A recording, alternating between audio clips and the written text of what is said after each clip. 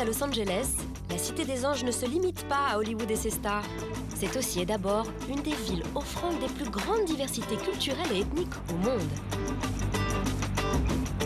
Los Angeles est une ville bouillonnante.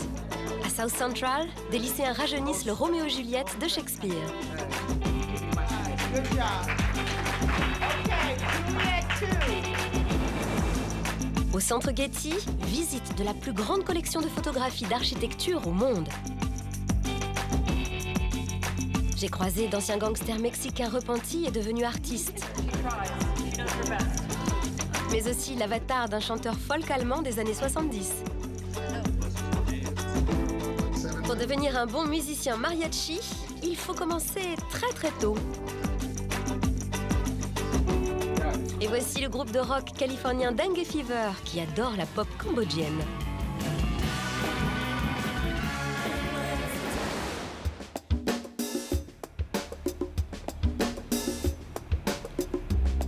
Le quartier de South Central à Los Angeles est connu pour avoir inspiré de nombreuses chansons de rap. Il reste un des lieux les plus dangereux des États-Unis.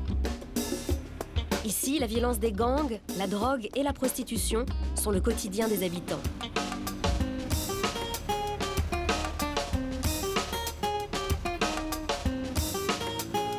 J'ai entendu parler d'un programme de théâtre assez spécial qui se déroule au lycée Washington de South Central. Une bouffée d'espoir pour les adolescents de ce quartier déshérité. Des professionnels du théâtre proposent leur aide pour monter le Roméo et Juliette de Shakespeare.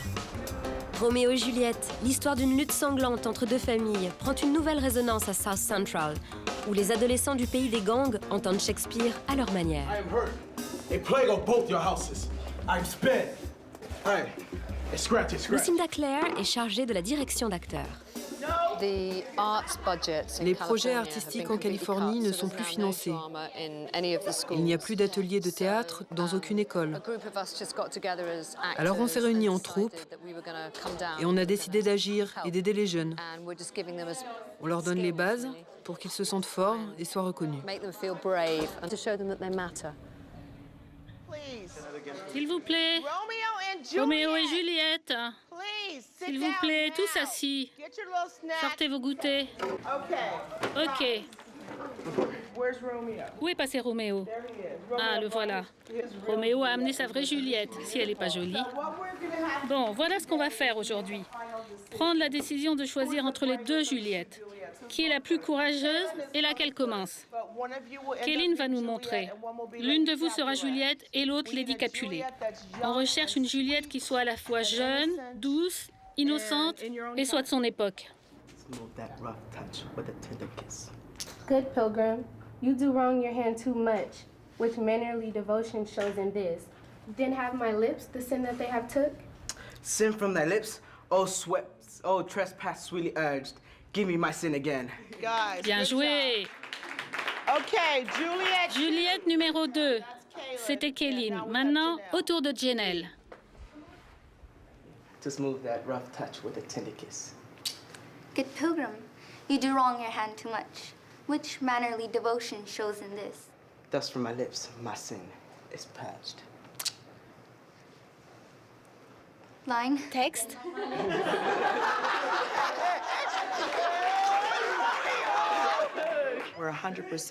Nous avons 100% de jeunes de couleur issus de minorités, 100% d'élèves à faible revenu, et nous sommes dans un quartier où règnent les pires gangs de Los Angeles. Et c'est là que j'ai grandi. Nous avons des enfants de ce groupe qui sont des sans-abri, et plus de 77% d'entre eux sont en éducation surveillée. Mais ça, c'est juste sur le papier. Leur futur dépend de ce qu'ils font ici et de ce qu'ils projettent de faire. Allez, le moment est venu de choisir la future Juliette. Come closer. Approchez. I feel bad. Ah, je me sens mal. Laquelle des deux je préfère? Ah, je vous aime toutes les deux. Vous êtes toutes deux merveilleuses. Voilà ce qu'on va faire. Kéline, on a senti que l'alchimie fonctionnait mieux entre Janelle et Roméo. Mais tu étais aussi formidable, ça te va? C'est pas une mauvaise chose. Pas un mauvais choix. Non seulement c'est le bon choix, mais je vais faire en sorte que tu portes le plus beau costume tout au long de la pièce. Ils font ce qu'on leur demande de faire et ils ont un super niveau, ne fréquentent pas les gangs, ils viennent aux répétitions, ils se battent pour leur avenir et vivent sans leurs parents, certains même sans famille. En tant qu'Afro-Américaine ayant vécu de ce côté de la barrière, je veux qu'ils prennent conscience que cela est possible. On peut avoir des rêves, écrire, jouer et même diriger.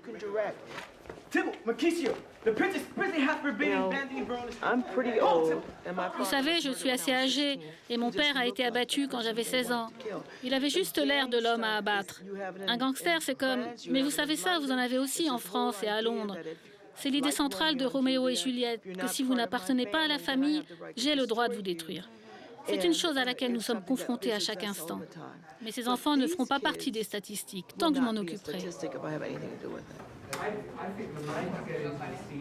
À Los Angeles, impossible de faire l'impasse sur le centre Getty, ne serait-ce que pour voir les photographies de Julius Schulman, qui a témoigné de l'histoire de l'architecture de la ville. J'ai rendez-vous avec Wim de Wit, il dirige le centre de recherche du Getty. Alors nous sommes ici au Getty? Oui. Est-ce que c'est un bon endroit pour parler architecture? Absolument, d'autant qu'au centre de recherche dans lequel je travaille, il y a une collection d'architecture. Et dites-moi pourquoi? Parce que tout au long du XXe siècle, de nombreux architectes sont venus travailler en Californie du Sud, à commencer par Frank Lloyd Wright. Presque toutes les maisons de ville ont été conçues par des célébrités. Pas toutes, mais presque. Dans le centre, on peut voir de très beaux immeubles construits par Pierre Koenig, Harwell Hamilton Harris ou Gregory Hain. Il suffit de prononcer les noms. Et puis la nouvelle génération a débarqué. Aujourd'hui, le plus célèbre architecte au monde est sans nul doute Frank Gehry, et il réside ici même, en ville. Nous avons aussi les archives Schulman à l'Institut. Alors qui était-il? C'était un photographe d'architecture et le fonds possède 255 000 pièces. Si vous voulez comprendre la démarche des architectes de cette ville, il faut regarder ces clichés. Avant son arrivée, personne ne mettait en scène des gens dans la photo d'architecture. Ça ne se faisait pas. Et Schulman l'a fait. Et depuis, son travail est devenu primordial.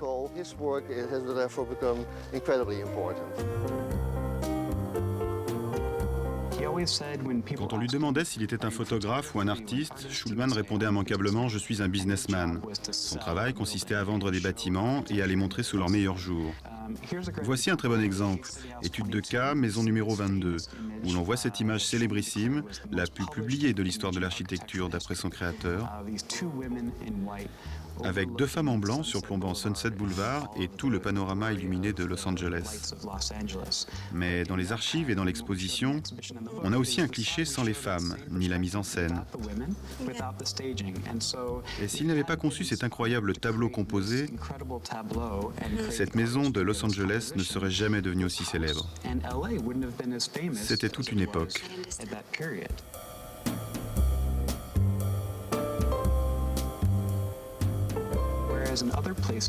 Partout ailleurs dans le monde, on célèbre les musées et les cathédrales comme des symboles de l'architecture inscrits dans le paysage. Ici, ce sont les résidences privées qui sont les plus remarquables, et les plus connues sont celles qui sont construites sur pilotis. Ici, on voit comment Schulman usait de tous ses tours pour montrer une maison sous son meilleur jour. Voici des images qui montrent la maison avant et après, et tous les artifices que Schulman utilisait pour sa mise en scène. Ce n'est plus la réalité, c'est comme dans un film. Eh oui. Alors comment il procède? Il sort un trépied du coffre de sa voiture, trépied qu'il a toujours avec lui. Il va couper une branche d'arbre à proximité pour la mettre dans le champ. Dispose quelques roses en arrière-plan. Une fois la composition au point, une seule envie, entrer dans la maison.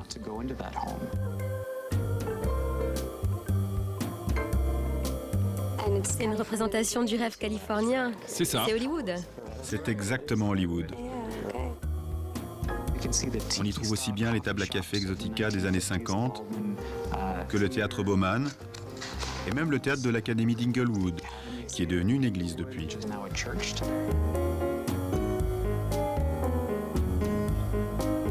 Le Getty est un havre de verdure et de paix sur les hauteurs de Los Angeles, fondé par un magnat du pétrole. Ces jardins sublimes surplombent la cité des anges. Et les gratte-ciel au loin, c'est Downtown, le centre de la ville. Neighborhoods interacting, homeboys where it happens. Employing gangsters, give them a chance for advancement. We all fam, brown and black. Downtown Los Angeles est connu pour ses commerces de bijoux et de vêtements bon marché. Depuis peu, le quartier revit par le biais de la culture. Je me suis rendue dans une des galeries pour y rencontrer un groupe d'artistes pas comme les autres. Ce sont d'anciens délinquants et membres de gangs. Ils sont avec Nancy Becker. Peintre, elle est à l'origine de leur virage artistique. Il y a beaucoup de références mexicaines dans votre art. Ouais, c'est parce que je viens de l'East Side de Los Angeles, la partie est de la ville, où se trouve la plus importante communauté mexicaine du pays. J'ai assemblé toutes les épreuves que nous avons traversées, nous Mexicains contre la police, les incarcérations, les gangs, toutes ces choses-là. Tout ça a besoin d'être vu et entendu. Et comme c'est un projet collectif, l'idée était de raconter des histoires, toutes ces histoires. C'est vous qui avez tiré sur la toile? Après avoir discuté avec eux, je prends le collage, je l'emporte au stand de tir et je tire dessus avec un 45. Et là où l'impact apparaît, je peins une fleur autour pour signifier l'idée à la fois de guérison et d'espoir. Alors, vous lui avez dit de tirer exactement là, là et là, et elle l'a fait? Elle a fait de son mieux. Comme dans un western. Bang, bang, bang.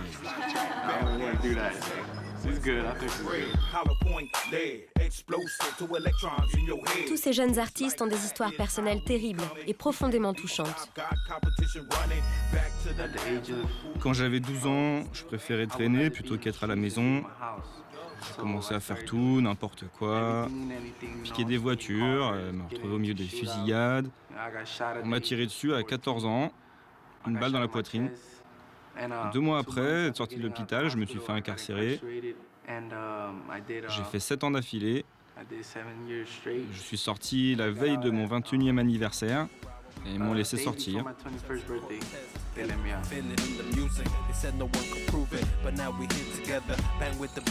Je rentrais chez moi, j'étais dans le quartier. Soudain, une voiture s'est arrêtée en face de moi et on m'a tiré dessus. Comme ça, sans sommation. Je me suis dit, il va me tuer, ils vont vraiment m'avoir. Heureusement, le pistolet s'est enrayé, j'ai eu de la chance. Puis on m'a enfermé à nouveau. C'est un des pires cauchemars. Être en cellule, ne pas pouvoir bouger, c'est le trou noir. J'adore ma liberté. Maintenant, ma devise, c'est ma liberté et ma vie. En tant que citoyenne de cette ville, on ne peut pas rester insensible.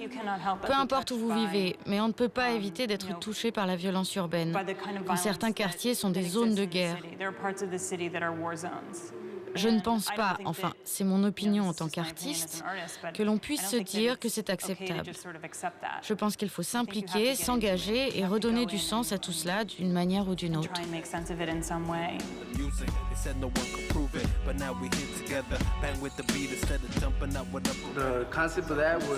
Le concept de base, c'est le monde nous appartient et on peut en faire ce qu'on veut. Tout est possible si on veut. On peut s'en sortir. Ce n'est pas parce qu'on a fait une erreur de jeunesse qu'on doit vivre toujours de la même manière. C'est ça le truc. Tu sais faire une recherche sur Google pour savoir ce qu'on dit de toi. Eh bien maintenant, quand je me googlise, sous mon nom apparaît une page où il est écrit « artiste ». C'est fort. C'est génial. C'est bien. Et ce n'est que le début. Oui, je croise les doigts. J'espère que tout ça va bien fonctionner. Je file maintenant du côté du quartier branché de Silver Lake, à la recherche d'une taverne bavaroise qu'on m'a recommandée. Et ce que j'y ai trouvé valait beaucoup mieux qu'une simple bière. It is so beautiful here in my beer garden. The flowers they grow, mein beer tap it flows.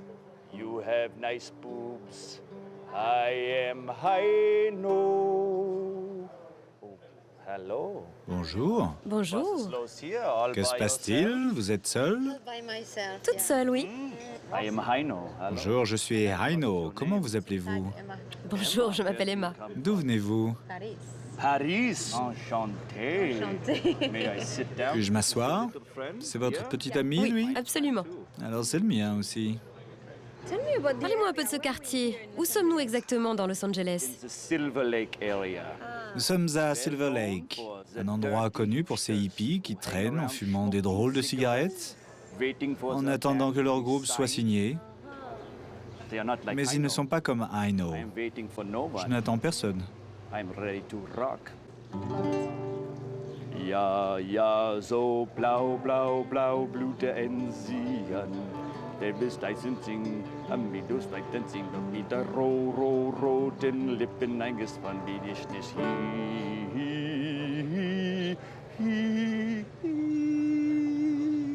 vergessen kann. Bravo. Vous voulez que je vous livre un secret? D'accord. Mon prénom est Marc et je suis canadien. C'est ton vrai boulot? Non. D'être sur scène avec ce personnage d'Aino? Non, c'est mon hobby depuis 8 ans. C'est quelque chose qui... Ah, quand même! Oui, Ces 8 dernières années? si longtemps que ça. L'histoire d'amour avec Aino peut être la plus longue relation de ma vie. Avant, je faisais des spectacles de comédie, mais la plupart du temps, je fais partie d'un groupe, d'une troupe, et je travaille avec d'autres gens. Aino est la seule chose que je fasse seul. J'ai déménagé il y a 3 ans. J'ai eu ma carte verte grâce à Aino. Bizarre, non? Si vous voulez rentrer aux USA, déguisez-vous en Aino et vous obtiendrez votre carte de travail. C'est fantastique. Santé! Trinquons à Aino. S'il vous plaît, acceptez une petite culotte Aino, rien que pour vous. Au cas où ma chanson vous aurait rendu un peu humide, là en bas, enfilez-la. C'est taille unique.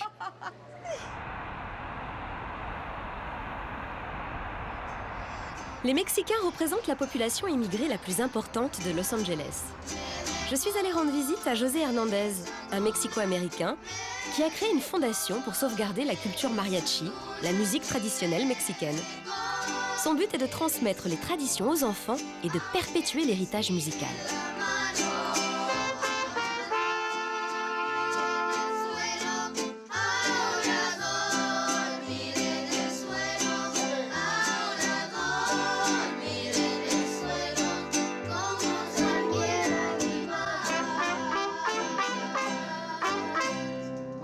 Très bien, très bien. Waouh! Ça a l'air difficile, non? Ça fait longtemps que vous jouez cette musique? Oui, depuis combien de temps? Ils sont ensemble depuis combien? 7 mois peut-être. Ce qu'il y a de particulier avec eux, c'est qu'ils sont tous issus de familles de musiciens. Ah, Ça aide. d'accord. Donc ils sont aidés. Oui. Et alors, quelle est leur motivation? C'est un bon moyen de perpétuer les racines et la culture. Ça permet de garder quelque chose en commun avec nos enfants.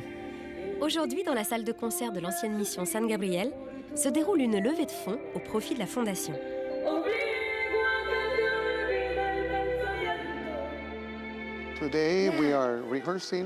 Aujourd'hui, on répète le spectacle de ce soir. C'est le 20e anniversaire de ma fondation et j'espère intéresser des jeunes à la musique mariachi.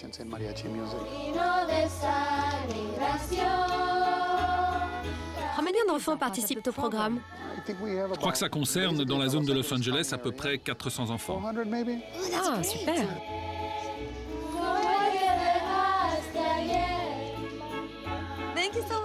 Merci beaucoup. Et dites-moi, vous écoutez d'autres musiques? Du hip-hop. Hip-hop d'habitude. Oui, du hip-hop. Et vous aimez la musique mariachi aussi? Oui. Dites-moi pourquoi. J'ai commencé à aimer en CM1 parce que ma mère disait à tout le monde que je n'aimais pas ça.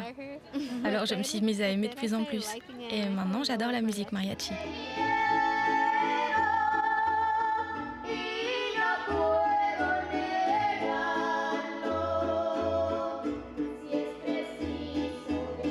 Et tous ces enfants parlent espagnol à la maison? Certains d'entre eux parlent espagnol chez eux, d'autres non, mais ils chantent en espagnol. On est en Californie ici et c'est très facile de perdre sa culture et sa langue maternelle, vous savez, alors.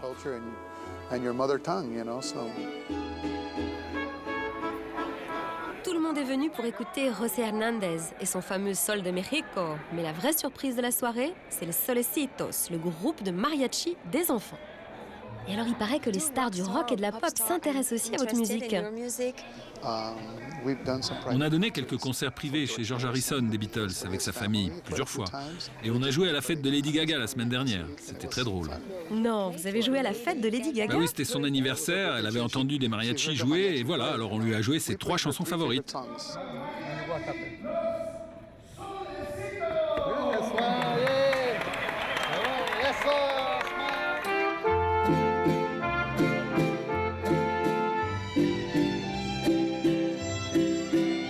Ces graines de musiciens, les solecitos, ont permis de collecter beaucoup d'argent ce soir pour la fondation. La communauté mexicaine émigrée est très active à Los Angeles et soudée, et elle continue de transmettre à ses enfants ses propres valeurs et ses traditions.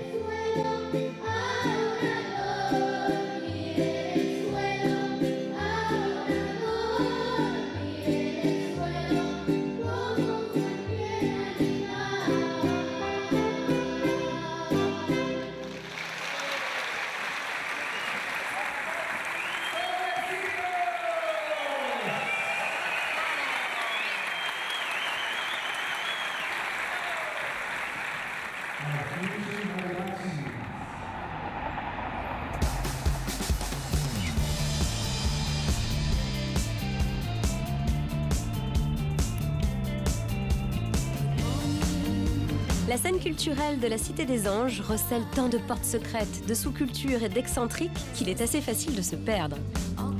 J'ai entendu parler d'un groupe de rock mixant avec succès la pop cambodgienne des années 60-70 avec le surf rock californien. Je me suis dit que ça méritait le détour.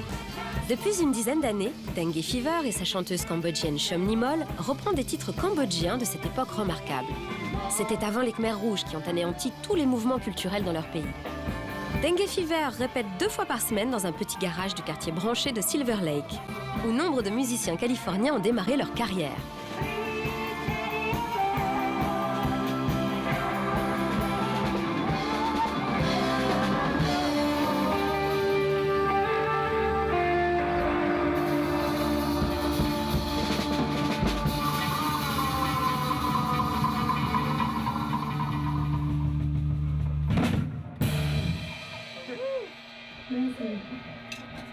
Il fait trop chaud ici, hein. Allons discuter dehors, il fait plus frais. On étouffe ici. Oh, je commençais à transpirer. Comment vous faites pour exister ici à Los Angeles? Il y a tellement de musiciens, tant de groupes. Nous sommes le seul groupe de rock cambodgien. Ah vraiment? Je pense que la raison d'un tel choix, c'est qu'on voulait se différencier de ce qui se fait habituellement à Silver Lake et dans les environs. Ok, alors ça c'était vraiment votre point de départ, trouver quelque chose de différent. On voulait surtout quelque chose d'audacieux, de différent et de branché. Je crois que Nimol y arrive plutôt bien. Et est-ce que vous vous souvenez tous de ce qu'elle chantait la première fois que vous l'avez entendue? Je ne me souviens plus de la chanson, mais je sais qu'elle était sur scène avec un groupe cambodgien, dans un nightclub cambodgien, un endroit gigantesque. Et nous devions être les seuls blancs dans la salle.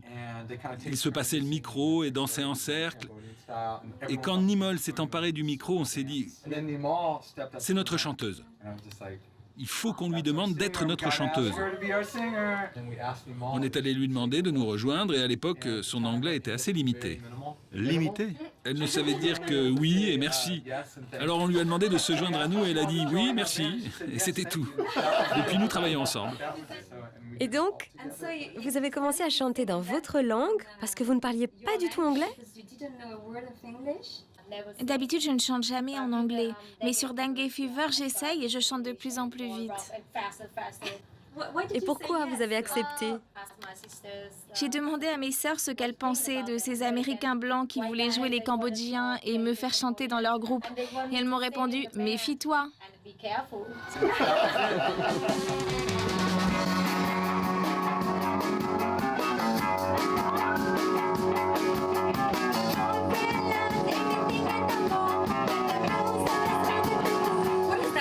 Quel est cet étrange instrument qui est sur la pochette de votre album? Attends, je vais le chercher. On a fait un concours pour savoir comment nommer cet instrument et le nom retenu est le mastodonte. La partie inférieure est un instrument traditionnel cambodgien. le chapedangveng, sorte de guitare à long manche. Bon, c'est chouette parce que ça représente un mix de cultures à la fois cambodgien et américain. Ça nous résume en quelque sorte.